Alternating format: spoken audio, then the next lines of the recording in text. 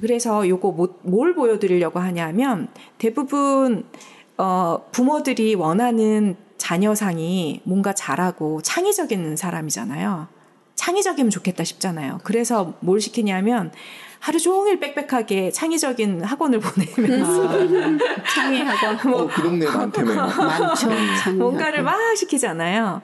근데 이제 여기서 지금 저 색깔로 조금 외워도 보세요. 자기가 필요한 주요 작업을 하는 게 초록색이고요. 그 다음에 이제 노란색은 자유시간, 뭐 놀러 다니는 거겠죠. 기타는 뭐 여러 가지 멍 때리든 뭘 하든 뭐 이런 시간이고요. 운동 저 파란색이고 생계 활동이 회색이에요. 그 취침 시간이 이제 저게 위가 정오고 이렇게 되겠죠. 그러니까 사람들마다 요즘 또 그런 거 있잖아요. 아침형 인간 한동안 굉장히 유행했고 그래서 요즘도 4시에 일어나기 뭐 5시에 일어나기 하는 동호회들도 많잖아요. 네. 어떨까 한번 볼게요.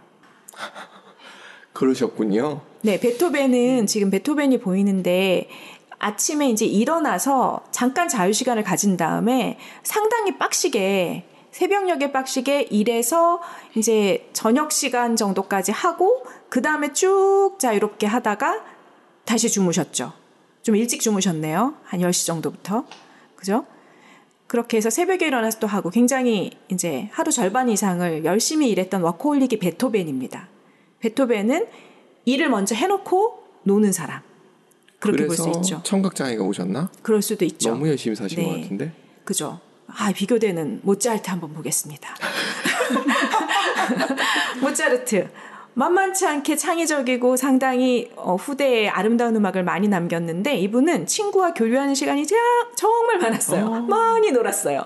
개인적인 시간이 정말 많았고 자유로운 영혼. 그래서 아침에 일어나서 잠깐 작곡하고 밤에 자기 전에 잠깐 작곡하고 나머진 다 모차르트를 변호 한번 해보겠습니다. 네. 모차르트는 저렇게 하면 사람들이랑 어울리면서 거기서 창의적인 영감을 얻었을 것 같아요. 그래서 그 상황 자체가 이랬다라고 봐야 되는 거지. 꼭 베토벤처럼 앉아가지고 끄적끄적했다고 이랬다고 보는 건 아니지 않나. 네, 그거는 변호 한번 해봤습니다. 네, 변호고요. 자, 네, 변호시고요. 저 중간에 회색 이 생계를 위한 일이거든요. 그러니까 다니면서 연주해주고 뭔가 보상을 받고 이런 걸 계속 생계가 계속 쪼들렸잖아요. 그러니까 작곡해서 돈도 받았지만 저렇게 연주해주고 돈도 받고 생계를 위한 거. 근데 그거에 비해서도 굉장히 노는 시간이 많죠. 이분은 진짜 자유롭게 노는 걸 좋아하셨던 분이고요. 영화에서도 봐도 성정이 다르잖아요. 기질이 다르고. 그래서 너무 그렇게. 달라서. 그리고 이분은 누구냐면 칸트예요. 칸트도 우리가 생각하는 것보다 굉장히 안 빡시게 사셨죠. 그 정확한 시간에 산책하는 시간이 있었고요. 운동하는 시간. 그리고 아침에 잠깐 창의적인 일을 좀 하시고 생계를 위해서 뭐 강의를 하든 뭘 했겠죠. 그리고 이제 저서 활동을 아마 저렇게 초저녁 시간에 좀 하시고 나머지는 충분히 주무셨던 것 같아요. 네, 그렇게 했던 스타일이고요. 체력이 많이 딸리셨던 분이신가 보다. 그런 것 같아요. 네. 그래서 상관없다는 거죠. 어떤 식으로 하던. 여기 보면 이분은 워커홀릭이죠. 발자크란 분이고 프랑스의 소설가래요. 이분은 그냥 하루 종일 일했어요. 하루 종일 그냥 원고 쓰고 가난했기 때문에 일하지 않으면 먹고 살 수 없었고 그냥 작업 자체가 삶을 연명하기 위한 수단이었고 그래서 열심히 산 거예요. 저 이거 보니까 그 윤여정 선생님 생각나더라고요. 그분도 먹고 살려고 그냥 닥치는 대로 일 다 했잖아요. 근데 상황이 그러면 또 그렇게 되는 거죠. 그러면서도 저렇게 창의적인 무언가를 남겨서 유명한 작가가 되기도 하고요. 또 요분 누굴까요? 빅토르 위고. 너무 많이 놀았어요, 이분은. 그래서 이분이 낭만파구나. 그렇죠. 그래서 시인 하시잖아요. 네. 빅토르 위고가 엄청 긴 책 쓴 거 아시죠? 잘 몰라요. 저 문학 잘 몰라요. 빅토르 위고의 위고란 이름은 너무 익숙한데 지금 왜 갑자기 생각이 안 나죠? 그 레미제라블. 그 엄청나게 긴 문장으로 엄청 긴 책으로 유명하거든요. 그런 레미제라블을 아는 사람은 많으나 읽어본 사람은 거의 없는 책. 네. 그래서 그 굉장한 역작을 남기기도 했지만 대부분은 상당히 자유롭고 즐겁게 지내셨어요. 네. 근데 진짜 본인의 갖고 있는 성정과 레미제라블의 그 줄거리는 좀 거리가 있네요. 그렇죠. 글은 또 그렇죠. 그 감수성이란 건 또 다르니까요. 맞아요. 네. 그렇긴 할 것 같아요. 네. 자, 이렇게 보면은, 여기서 보면은 24시간을 보낸 루틴들이 다 다르죠. 근데 이 사람들이 이렇게 지냈다는 걸 어떻게 후대에서 알 수 있을까요? 그 사람들이 써놓은 편지나 어떤 사료들을 계속 추적해 봤더니 이런 루틴이 있더라를 알게 된 거예요. 그래서 여기서 중요한 건 뭐냐 하면 자신이 가장 창의적일 수 있는 그 루틴을 알아챈 사람들이라는 거예요. 남들대로 사는 사람들이 아니고 자신만의 루틴을 알아채고 그것을 비교적 규칙적으로 살아낸 사람들이에요. 뭐 아침에 일어나는 게 중요하고 밤에 일찍 자는 게 중요한 게 아니라 내가 언제 가장 창의적이고 뭔가 생산적일 수 있는지 그 시간대를 알았던 사람들이라는 거죠. 근데 우리는 그렇게 안 살죠. 사회에서 살라는 대로 살잖아요. 그래서 내가 언제가 에너지 있는지도 모르고 그냥 계속 뺑뺑이를 돌거나 아니면 계속 늘어져 있거나. 그러니까요. 네. 그 짹짹하면서 똑같은 시간에 일어나야 된다고 생각을 한다든가 네네. 누가 홍삼 먹고 몸이 좋아지면 나도 홍삼 먹고 몸이 좋아질 거라고 생각한다든가 맞아요. 이런 것들이 좀 비슷한 것 같아요. 특히나 우리나라 사람들은 그런 거 되게 좀 강한 것 같아요. 또 직장인이기 때문에 어쩔 수 없이 또 거기에 쳇바퀴 돌듯이 맞춰 맞아요. 나가야 되는 것도 있지 않을까? 맞아요. 그런 것도 있고 산업사회 저는 폐해라고 생각하는 사람인데 그 획일화 시켜버린 거잖아요. 사람을. 그러니까요. 그러니까 그거를 만일에 내가 알아챘잖아요. 그러니까 방법이 없다고 생각하니까 계속 남들이 하는 대로 그 안에서 답을 찾잖아요. 한동안 우리나라의 그 청소년들이 되고 싶은 직업군에서 한동안 공무원이 확 올라갔다가 지금 떨어졌다면서요. 대통령 나올 줄 알았어요. 대통령이 꿈이 아닌 시절이 오래됐어요. 아이들이 다 연예인이 꿈이거나 네.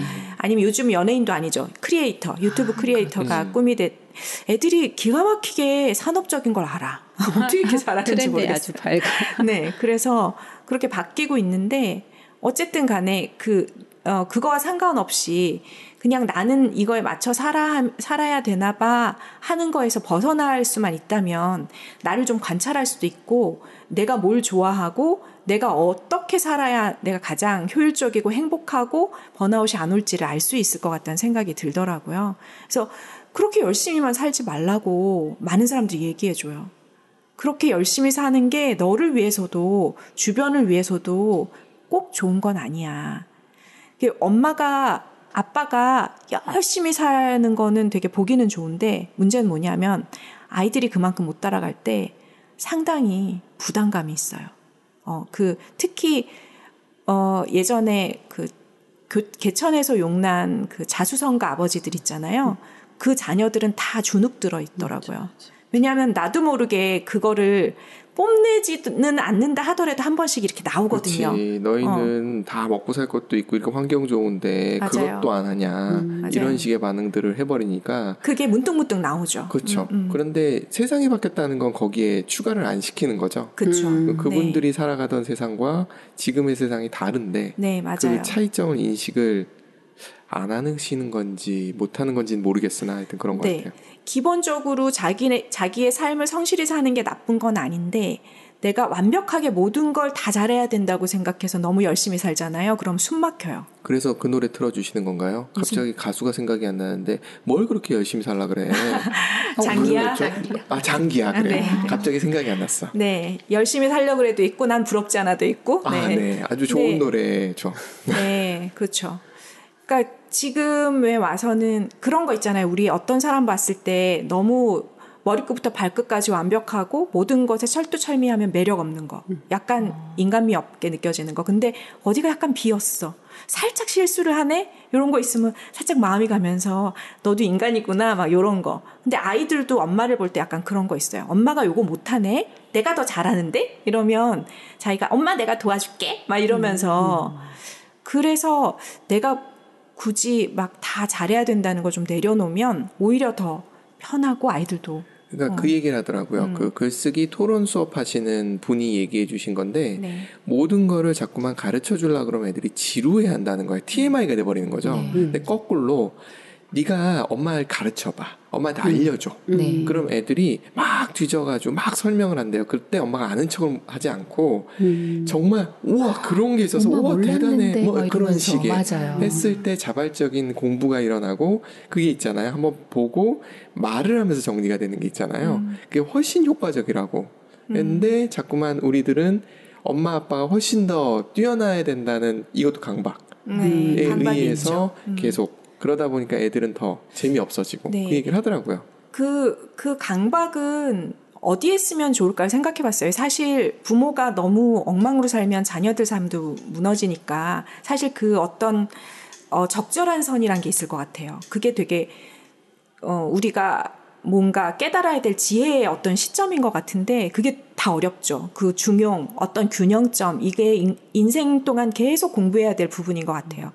살짝 넘어가면 과하고 살짝 모자라면 또 그것 때문에 인생에서 얻지 못하는 게 많고 그 균형점이 뭘까 생각해 봤을 때 열심히는 무엇 열심히 하면 좋을까 그거를 생각해 본 적이 있거든요. 저는 늘 부족한 엄마였기 때문에 기력이 좀 없어가지고 좀 많이 누워있고 아침밥도 못 해주고 전 늘 그랬었기 때문에 그게 조금 미안하기도 하지만 어쩔 수 없다고 저는 받아들였어요. 못하는데 뭐 어떻게 네. 받아들였는데 어쨌든 대신 다 메꿔줬어요. 네, 기피디님도 메꿔주고 아이도 스스로 잘 해줬는데 어쨌든 그 와중에 제가 이건 놓지 말아야지 생각했던 게 삶의 방향에 대해서 고민하는 거는 게으르지 말자라는 생각을 좀 했던 것 같긴 해요. 잘 하고 있는지는 잘 모르겠지만 여튼 그렇습니다. 네. 그래서 여기서도 얘기하는 게 자기를 알고 자신의 루틴을 스스로 만들 줄 아는 사람들이 창의적으로 살고 행복하게 살 수 있다. 그 얘기를 했습니다. 네. 그래서 일단 번아웃이 왔다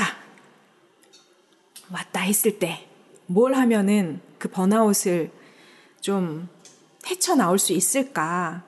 그 5년 전에 어떻게 헤쳐나오셨어요? 뭘 하셨어요, 마리님? 저는 가서 기도했죠. 성당에 가서. 왜 성당이셨어요? 가까운 데 집이 가까우니까. 역시 중요해요. 중요하죠. 지정학적 위치를 하는 것은 그럼요. 기도를 하면서 뭔가 봉사도 가까이 봉사 먼저 애들 보냈는데 안 가서 이제 성당으로. 네. 성당이 좀 더 재밌었군요. 그런가 봐요. 네. 그래서 그 기도를 하면서 기도는 이제 겉으로 나타나는 거고 기도를 하면서 뭔가 스스로 변한 것이 무엇이었을까가 궁금한데요. 뭐 종교 얘기를 잠깐 해도 되나요? 그럼요. 네. 본인의 얘긴데요. 제가 뭘 할 수 있는 건 없고 네. 다 주님의 뜻이고 이 자리에 있는 것도 그렇고 라고 받아들이면서 마음이 평화로워졌죠. 맡겼군요. 그럼요. 내 짐을 거기다 이제 원래 제가 안 해야 되는 걸 하고 있었구나라는 걸 알게 됐고. 뭘 하셨어요? 안 해도 되는 거? 내 의지로 하는 것들은 다 그건 제 뜻이 아니었다라는 걸 이제 알게 되는 거고. 그랬군요. 내려놓음이셨다고 봐야 되는 거네요. 그랬군요. 그래서 아주 위안을 주는 장소였죠. 그곳이 그랬네요. 성당. 그랬네요. 무언가 내 짐도 내려놓고 위안도 받는 장소가 성당이었군요. 네. 묵은지님은 한동안 번아웃이 왔을 때 좀 오랜 시간 오셨잖아요. 그때 어떻게?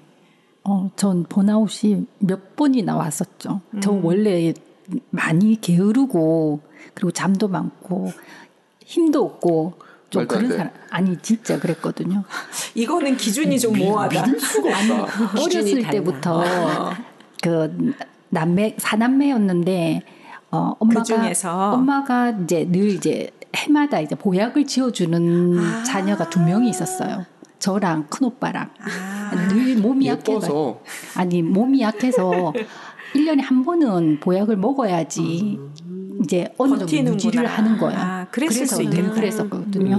늘 이제 걱정을 하던 자녀 중에 한 명이어가지고 저희가 봤을 때는 그 모습이 없었어요. 한 번도 본 적 없어. 네. 보약발로 그렇게 건강해지시나요? 그랬을 수도 있겠다. 절대 어렸을 때 먹은 보약이 굉장히 열심히 사시는 분.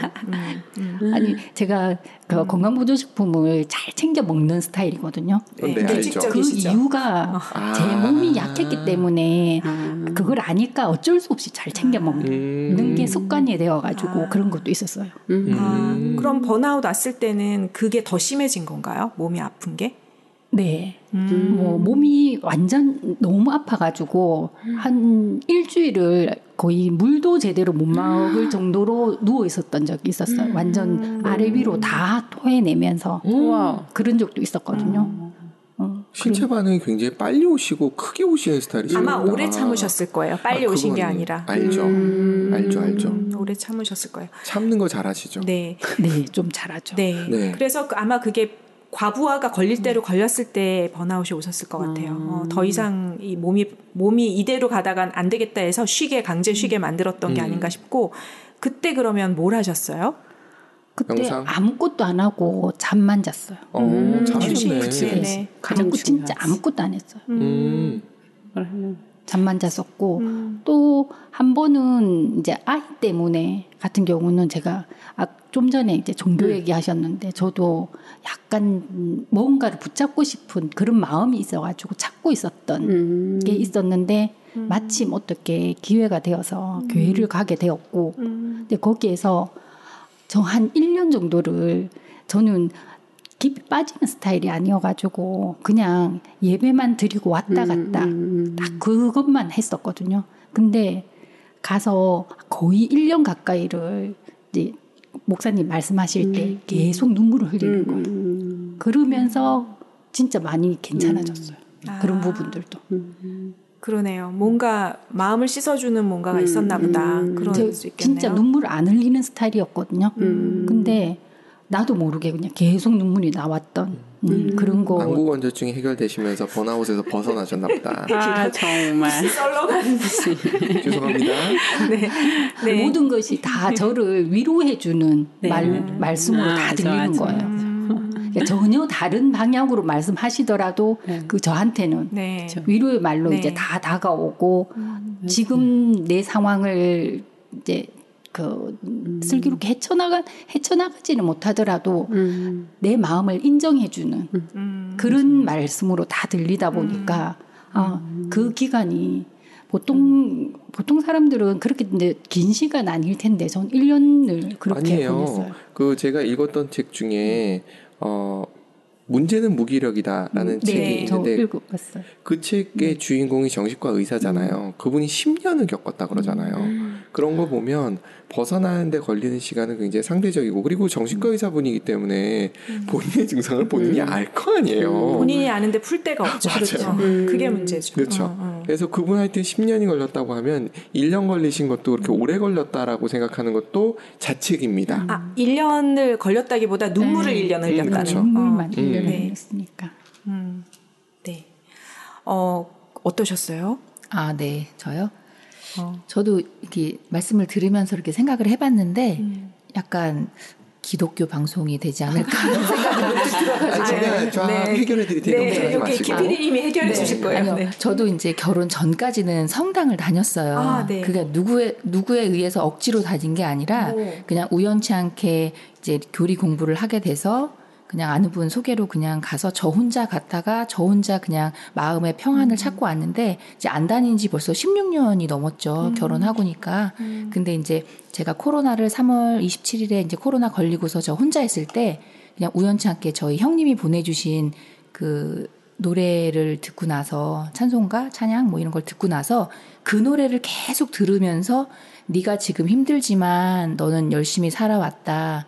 뭐 그렇게 위안을 좀 노래를 들으면서 많이 받았던 것 같아요. 지금도 설거지할 때 항상 행복이라는 노래를 틀어놓고 계속 한 시간 동안. 이수만의 행복은 아니죠? 그냥 행복이요. 네.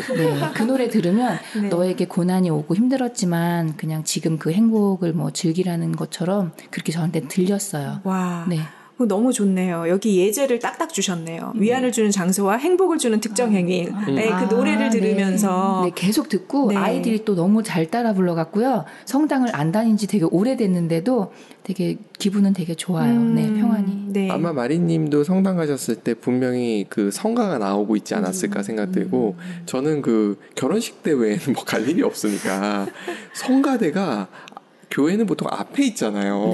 근데 성가대는 2층에 있더라고요. 성당은 그 결혼식에서 조금 더 그 성당이 좀 더 이렇게 웅장하게 위에서 쫙 이렇게. 그렇죠. 소리가 홀리한 느낌이 들면서 굉장하다는 생각을 했고 또 한 번은 그 쾰른의 대성당을 갔는데 그때 크리스마스 때 시즌이었어요. 연주를 하는데 이 공간이 울림이 일어나잖아요. 네. 우와 이거는 이 안에 있으면 그 나이트클럽을 가면 어디 서야 되는지 아시죠? 몰라요. 스피커 앞에 서야 돼요. 아 스피커요? 큰 스피커가 그게 가장 저음을 내는 스피커잖아요. 그 앞에 있으면 이게 심장을 이렇게 하면서 훨씬 더 느낄 수 있다 그러더라고요. 그렇죠. 그래서 음악이 굉장히 큰 의미가 있는 것 같더라고요. 네. 평생 교회 안 갈 것 같던 제 입사 동기 하나가 교회를 다닌다는 거예요. 그래서 네가? 그랬더니 교회를 가면 그 찬송가를 듣는데 너무 좋다는 거예요. 위로가 되는구나. 그게. 네. 그리고 요즘에 제가 얼마 전에 네. 그 교회도 안 다니고 성당도 안 다니는 사람이 그냥 지인이 아는 분이 그 목사님 안수를 받으셨어요. 목사님이 되셔서 거기를 처음 가봤는데 그 목사님하고 그 부인 되시는 분이 옆에 계시는데 사모님이 같이 계시는데 여러 사람이 당신은 사랑받기 위해 태어난 사람이라는 거를 불러주시는데 제가 마음이 너무 되게 행복한 거예요. 그 음악 맞아. 들으면서 저는 정말 행복을 좀 찾았던 그러시구나. 것 같아요. 네. 이 참 차이라는 게 그거예요. 네. 만약 제가 옆에서 다른 분들이 그 노래를 부르고 있으면 좀 도망 나와요. 네. 쑥스러워서 동남아 나올 사람이에요. 하죠. 그러니까 사람마다 다른 것 같고. 김 PD님은 어떤 게 위로가 되세요? 전 자연 속으로 들어가는 게 제일 좋아요. 맞아. 그리고 지금 계속 이 예수님과 관련해서 얘기했으니까 이제 부처님 쪽으로 좀 가보면 왜 사람들이 절에 가면 마음이 그런 사람들도 있거든요. 네. 성당 열심히 다니시는 분인데 마음의 평화를 얻고자 할 때는 꼭 절에 가시는 분들이 계세요. 여행 가면 절은 꼭 갑니다. 네. 템플스테이까지 하시더라고요. 네. 네, 그런 분들이 왜 그러는가를 봤더니 그 풍경 소리나 아니면은 목탁 소리가 약간 ASMR 같은 거예요. 그러면서 평화로 이렇게 쭉 빠져드는 사람들도 있더라고요. 그래서 이게 사람마다 굉장히 다르구나. 저는 그냥 자연 속을 달리면 해결납니다. 그러니까요. 이게 위안을 주는 장소, 행복을 주는 특정 행위가 있다면 내가 약간 상태 안 좋다 이럴 때 그걸 하시면 됩니다. 네, 그러면 빨리 다녀오겠습니다. 빨리 얼른 가세요. 주말에 보내주세요. 지금 미국을 가야 돼서 좀 멉니다. 네, 그렇게 하시면 좋고요. 또 한 가지는 지금 그 묵은지님이 하고 계시는 마음 명상, 마음 챙김 명상 같은 경우에도 사실 상당히 필요하고 번아웃에서 빠져나오기 가장 좋은 방법 중에 하나라고 봅니다. 그래서 많은 기업들이 사실 유수한 기업들, 뭐 구글이나 뭐 애플이나 이런 기업들 보면은 최첨단을 달리는 기업들인데도 불구하고 명상을 할 수 있도록 독려를 하거나 그런 커뮤니티가 있거나 이렇거든요. 그 이유가 알고 있는 거죠. 스스로를 돌아보고 멈추는 시간이 없으면 효율적으로 일할 수 없고 좋은 그 마음가짐, 편안한 마음가짐이 아니면 창의적인 행동이 안 나온다는 걸 알고 있는 거예요. 잡스가 선불교의 그 맞아요. 젊은 시절에 참 빠져 있었잖아요. 그리고 그 뒤에 LSD에도 잠시 빠져 있었던 걸 알고 있는데 그런 거를 굉장히 중시하는 것 같더라고요. 그러니까 좀 이렇게 마음의 평화가 올 수 있는 상황. 네. 근데 잡스가 평상시에 했던 행동은 그거랑 좀 거리가 있어서 좀 신기는 한데. 기질이 좀 화를 잘 내는 기질이다. 네. 그나마 그렇게 수도를 조금 해서 좀 가라앉힌 게 그거라고 이해할 수 있군요. 이제 난리 났죠. 네. 기업이고 뭐고 없죠. 네. 네.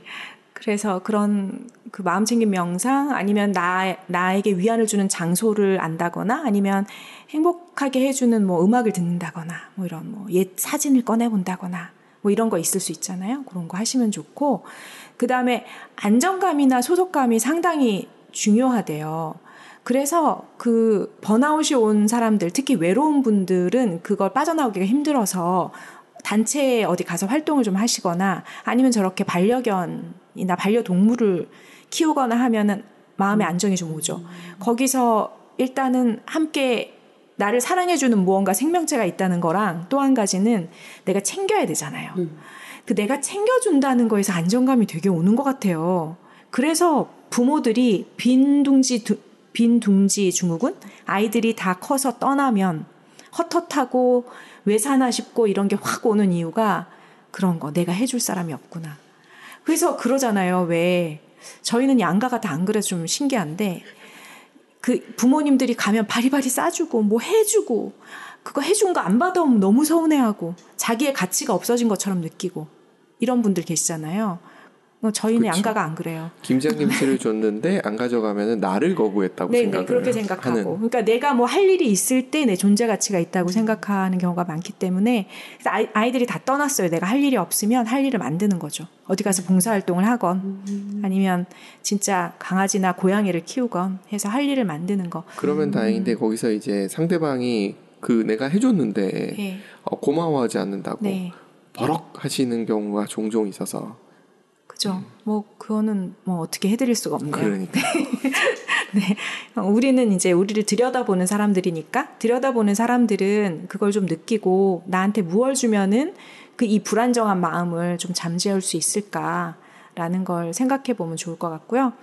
그리고 이제 요거 이제 하기 전에 열심히 사는 거 말고 하고 싶은 거 혹시 있는지 궁금해요. 열심히 사는 거 빼고 내가 하고 싶은 일 하나씩 듣고 싶네요. 여기서 열심이라는 키워드가 약간 추상적이어서 네. 아까 다 다르셨잖아요. 네, 다 다르셨으니까. 그러니까 지금까지 열심히 했던 거 빼고 이렇게라고 얘기하면 좀 더 구체적이 되지 않을까요? 맞나요? 이렇게 네. 얘기하면 되나요? 네. 네. 정말 언어 정의를 정확하게 내리시네요. 안 그러면 이게 비트겐슈타인 같아요. 네. 그 사람 싫어합니다. 네. 그거 말고 뭐 하고 싶은 거 없으세요? 지금 밥 챙겨주고 이런 거 말고 저는 네. 지금 제가 늘 음치라고 노래 부르는 거에 대한 약간 트라우마가 있거든요. 그래서 꼭 이제 음반 취입을? 음반 취입이 아니라 개인 레슨으로 노래 부르는 걸 조금 배워보고 싶다. 하고 싶은 게 네. 생기셨네요. 그리고 춤도 좀 배워보고 싶다. 이제는 좀 흥을 돋구면서 살겠다. 아이돌? 좋죠. 안 해보던 거 해보기. 네, 그렇죠. 네네, 맞아요. 좋네요. 네. 그러면 시간을 좀 딴 데 쓰면서 다른 걸 해보니까요. 어떠세요? 뭐 해보고 싶은 거?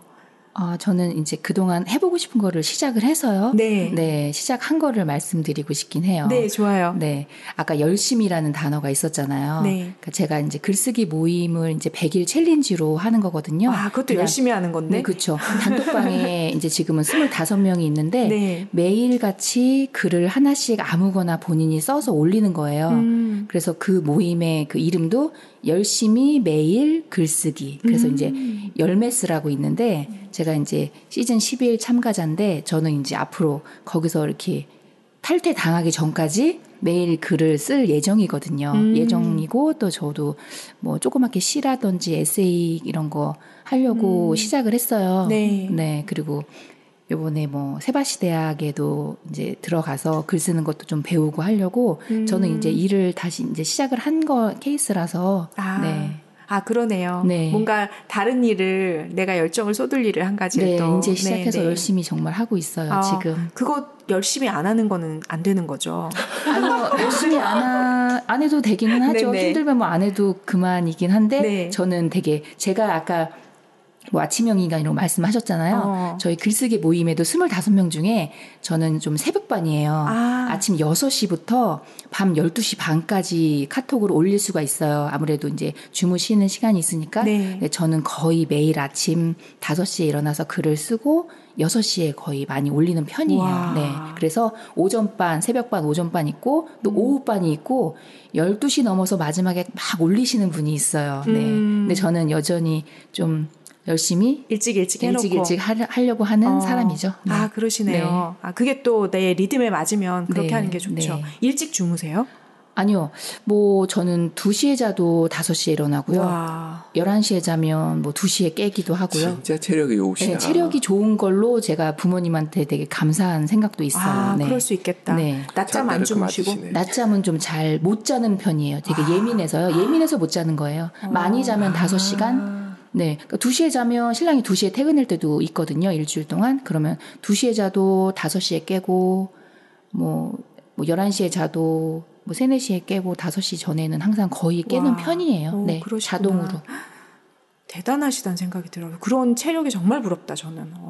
불면증은 아니신 거죠? 불면증도 있고 갱년기도 저도 2016년부터 지금 한 6, 7년째 네, 몸도 좀 많이 아프고 했었어요. 해마다 기본 한 2, 3개월씩 아파서 신랑이 작년에 이제 도대체 언제까지 그렇게 아플 거냐. 그러니까 너무 열정을 많이 쏟아서 그런 것도 있는 것 같아요. 지금 돌아보니까요. 네. 네. 그래서 하여튼 그걸 버틸 수 있는 힘도 되게 부럽긴 하네요. 조금만 힘을 빼시면 정말 건강하게 네, 즐겁게. 조금 빼겠습니다. 네. 일단은 깃발에 뭔가 적혀 있는지 굉장히 궁금해요. 잔다르 씨가 깃발을 들고 다니잖아요. 그 하얀색 깃발을 들고 있는 것만으로도 네. 사람들이 되게 무서워했다고 하더라고요. 그 상대편이 막 도망가고 맞아요. 상대 군들이 도망가고 했다고 하더라고요. 저는 정말 몰랐는데 첫 그 글쓰기 라이브 모임 때 서울에 갔더니 제가 이제 자기 PR 자랑 시간을 이제 작가님이 해주셨어요. 그때 그냥 저는 좀 아침에 좀 일찍 일어나는 편이고 낮에도 좀 부지런히 사는 편이고 이 얘기 듣자마자 첫 번째 나온 게 뭐 잔다르크, 에너자이저, 뭐 한비야 이렇게 나왔어요. 네, 그 중에 이제 이름을 한 거죠. 네, 닉네임. 그러셨구나. 와, 하여튼 부럽습니다. 네. 그 실험이 하나가 있는데요. 이게 좀 재밌어요. 그래서 이 재밌는 실험으로 우리가 어떻게 살아야 될지에 대한 힌트를 좀 주는 건데요. 젊은 그룹, 이제 영 그룹은 열정 자체죠. 그리고 아직 경험이 없기 때문에 뭐든지 막 시도하기도 하고 기질마다는 다르겠지만 그래도 같은 기질의 나이 든 사람보다는 훨씬 더 열정이 있겠죠. 그리고 60 이상 됐는데 약간 좀 이미 좀 지치는 사람, 디프레스드 된 노인들이 있고요. 그다음 다른 한 그룹은 역시 60세 이상인데 헬시 올드, 건강하게 나이 든 분들이에요. 그래서 이 세 그룹을 가지고 이 심리 실험을 한 거예요. 뭐냐면은 상자를 열어볼 때마다 그 상자에 무언가 들었어요. 선택한 상자에 금이 들어있다면 돈으로 환산해줘요. 딱 열어봤는데 뭐가 들어있잖아요? 그러면 돈으로 돌려줘요. 근데 열어봤는데 저 악마 같은 게 나와요. 그러면 모든 거 여태까지 땄던 걸 전부 다 다시 돌려줘야 돼요. 그러니까 한 번에 폭삭 다 돌려줘야 되는 거죠. 이 게임을 하는 거예요. 그래서 성공과 실패에 대한 성공적 노화와 실패한 노화, 그러니까 좀 디프레스 노화와 헬시 노화에서 놓친 기회에 대해서 대응을 어떻게 하느냐, 어떤 마인드를 가지느냐. 를 이제 실험한 거예요. 그렇게 했더니 이 패기 넘치는 젊은 그룹과 디프레스드 된 노인 그룹은 어떤 위험한 상황이 왔잖아요. 선택의 상황일 때 더 위험한 거, 더 모험을 극단적으로 끝까지 가서 그걸 막 해보는 스타일이에요. 만일에 도박을 하면 끝까지 도박한다거나 이런 식인 거죠. 근데 정신적으로 건강한 노령군들은 후회스러운 사건에 대해서 반응성이 막 내가 잃었어? 다시 할 거야? 끝까지 할 거야? 이게 아니라 약간 평온한 거죠. 그래서 이렇게 대응하는 방식이 달라서 결국은 그 게임을 끝까지 해보면 더 많이 잃은 그룹이 젊은 그룹과 디프레스된 노인. 왜냐하면 정서적으로 불안하기 때문에 더 많은 것에 베팅을 하거나 끝까지 가는 극단적인 선택을 한다고 합니다. 그래서 정서적으로 건강한 노령군들이 감정을 정서를 잘 다룰 수 있다는 거죠. 이게 처음에 사실 결론을 얘기해 주셨어요. 그 묵은지님이. 네. 그래서 번아웃의 극복에 가장 중요한 게 뭐냐면 저게 포기라고 해놨는데 저게 내려놓는 거죠. 맞아요. 내려놓기. 맞아요. 그죠. 그래서 이게 뭐냐면 결국 내가 붙들고 있는 욕심이 있었다는 거죠. 내가 이렇게 잘하면 뭐가 될 거야. 이렇게 잘하면 알아줄 거야. 이렇게 잘하면 뭘 이룰 거야. 라고 붙잡고 있는 것들이 있는데 인생에서. 근데 그것이 내 뜻대로 안 될 때가 분명히 있잖아요. 그것을 여기서 포기라고 얘기했지만 결국 내려놓는 거죠. 내려놓는 거. 그랬을 때 이 레디비가 비틀즈의 노래가 상당 그것에 대한 많은 얘기를 해주는 그래서 명곡인 거죠. 네. 더 느리게 춤추라. 데이비드 L. 웨더포드. 회전목마 타는 아이들을 바라본 적 있는가? 아니면 땅바닥에 떨어지는 빗방울 소리에 귀 기울인 적 있는가? 펄럭이며 날아가는 나비를 뒤따라간 적은? 저물어가는 태양빛을 지켜본 적은? 속도를 늦추라. 너무 빨리 춤추지 말라. 시간은 짧고 음악은 머지않아 끝날 테니. 하루하루를 바쁘게 뛰어다니는가? 누군가에게 인사하고서도 대답조차 듣지 못할 만큼. 하루가 끝나 잠자리에 누워서도 앞으로 할 100가지 일들이 머릿속을 달려가는가? 속도를 늦추라. 너무 빨리 춤추지 말라. 시간은 짧고 음악은 머지않아 끝날 테니. 아이에게 말한 적 있는가? 내일로 미루자고. 그토록 바쁜 움직임 속에 아이의 슬픈 얼굴은 보지 못했는가? 어딘가에 이르기 위해 그토록 서둘러 달려갈 때 그곳으로 가는 즐거움의 절반을 놓치는 것이다. 걱정과 조바심으로 보낸 하루는 포장도 뜯지 않은 채 버려지는 선물과 같다. 삶은 달리기 경주가 아니다. 속도를 늦추고 음악에 귀 기울이라. 노래가 끝나기 전에. 네. 그 시라는 것이 저는 되게 좋더라고요. 뭔가 그냥 말로 들었을 때보다 가슴에 와닿는 것 같아요. 저는 개인적으로. 네, 그래서 시를 한번 갖고 와봤고요. 번아웃이 왔을 때 해야 할 일 해서 아까 우리 여러 가지 일 얘기했죠. 뭐 행복한 것을 하기, 뭐 떠나면 좋은 곳 위로받는 장소에 가기, 그다음 나를 들여다보는 마음챙김 명상하기, 뭐 등등이 있었잖아요. 근데 또 이렇게 한번 정리를 해봤습니다. 나 자신을 사랑하기라고 얘기했는데 이것은 뭐냐면 번아웃이 왔을 때도 사람들은 스스로를 자책해요. 이러고 있을 때가 아니야. 내가 당장 일어나서 이걸 해야 되는데 내가 이러면 안 되지. 이런 사람들 너무 많아요.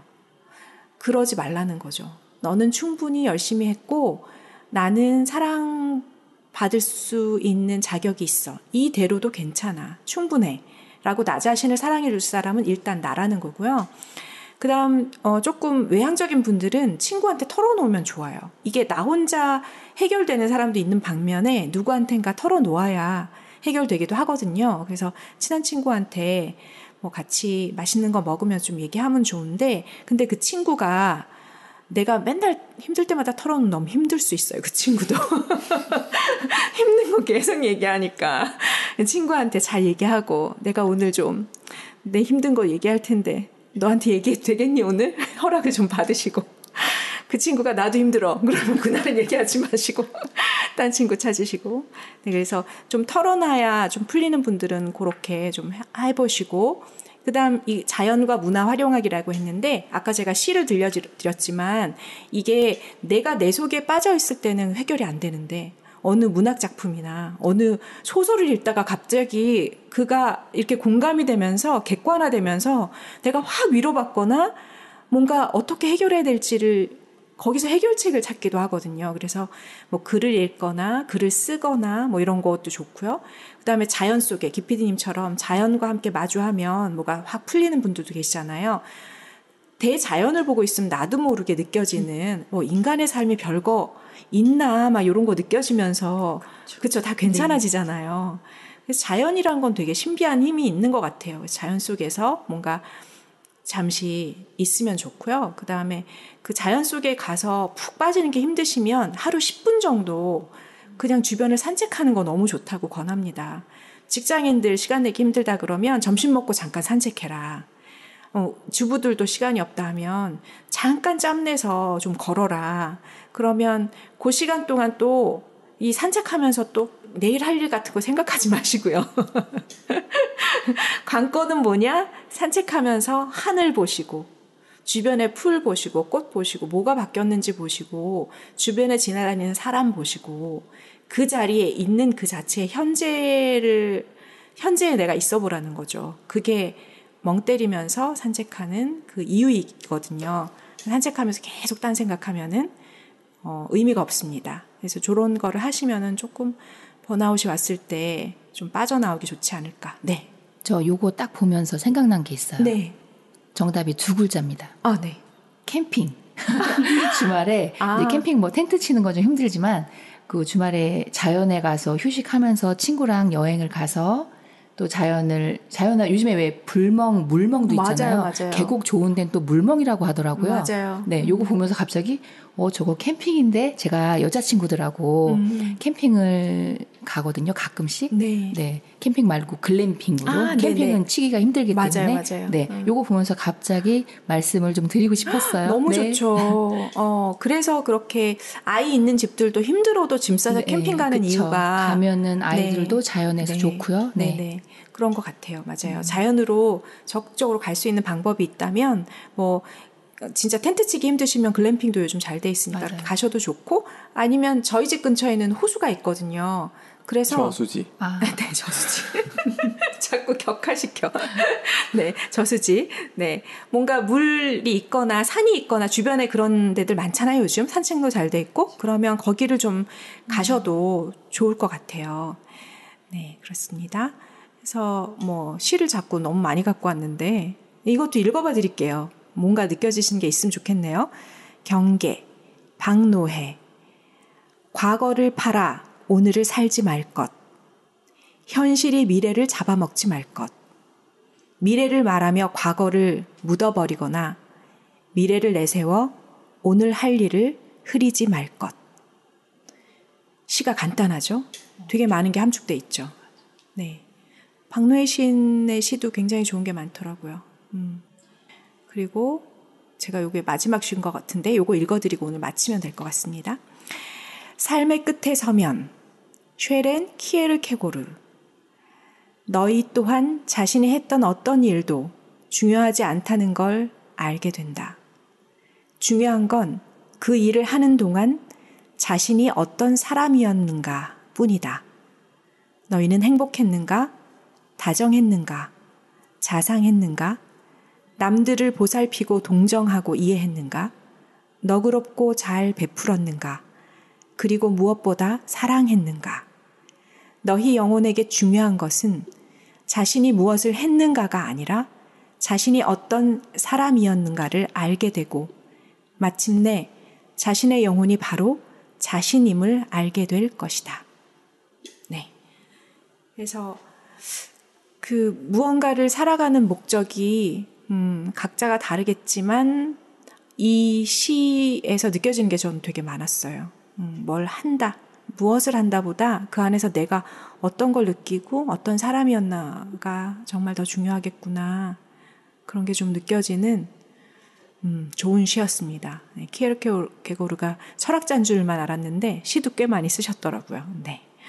자, 그러면 이렇게 함께 얘기도 너무 많이 나눠주셔서 오늘 시간을 풍성하게 해주셔서 너무 감사한데 마치면서 그냥 한마디씩 하고 네, 끝마치면 될 것 같습니다. 네. 뭐, 마임을 뭐 하세요. 떠넘기기 하지 말고. 네, 네, 먼저 하시라고. 네. 경력자부터 말씀을 하시고. 경력자부터 먼저 말씀하시라고. 네, 그러면 키피디님. 네. 좋네요. 네, 좋습니다. 네, 간단했네요. 네, 아주 좋네요. 이런 복붙을 저는 하고 싶은 말이 있는데 네. 오늘 번아웃 때문에 좀 힘든 사람이 왔어야 되나? 저는 약간 에너지를 좀 주는 사람이어서 네. 그냥 저는 에너지를 그냥 드리는 걸로 오늘 만족했습니다. 네, 감사합니다. 네, 감사하죠. 네. 네. 저는 명상을 하면서 약간 이 새로운 걸 찾았다고 해야 되나요? 내 삶을 찾은 것 같아서 많은 분들 같이 명상하셨으면 좋겠습니다. 네, 같이 하시죠. 네, 네. 어차피 새벽에 일어나신잖아요. 네, 맞아요. 저 새벽에 네. 새벽에 늘 열려 있는 명상방이 있습니다. 네. 들어가셔서 함께하는 걸로. 네. 각자의 방법으로 여러분들 혹시 이 방송을 들으시는 컨텐츠를 들으시는 분들 중에 번아웃 되신 분이 있다면, 네, 다들 한 번씩 저희도 겪었고 그걸 이제 뚫고 나오는데 좀 오랜 시간이 걸린 분도 있고 바로 해결한 분도 있지만 어쨌든 나올 수 있는 것이니까 걱정하지 마시고, 네, 조금씩 여기서 드리는 팁들을 한번 해보셨으면 하는 바람입니다. 네, 이상 마치겠습니다. 감사합니다. 수고하셨습니다. 네.